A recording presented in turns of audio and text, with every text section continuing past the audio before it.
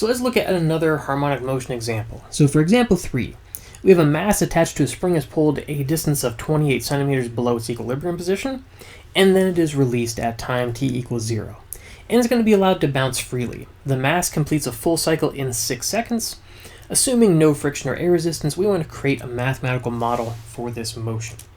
So I want to take some key information out of this again.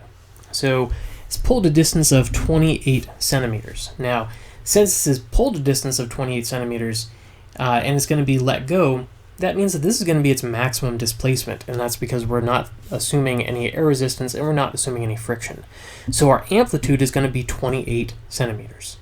The other thing that we know is we're going to release it from this position. And because we are releasing it from somewhere other than the origin, that tells us that we're going to be using a cosine function.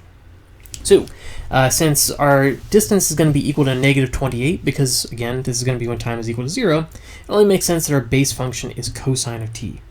We also know that our alpha is going to be equal to negative 28, because this is going to be the maximum displacement. We also are given that 2 pi over omega is equal to 6, because it takes a full cycle in 6 seconds, which means our period is going to be 6 seconds.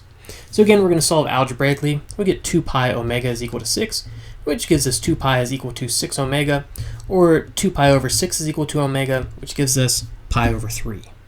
So all we need to do is plug this in.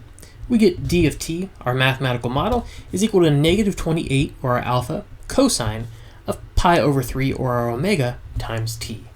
So all of our harmonic motion examples are going to look exactly like this, with an alpha, either sine or cosine, and then omega times t.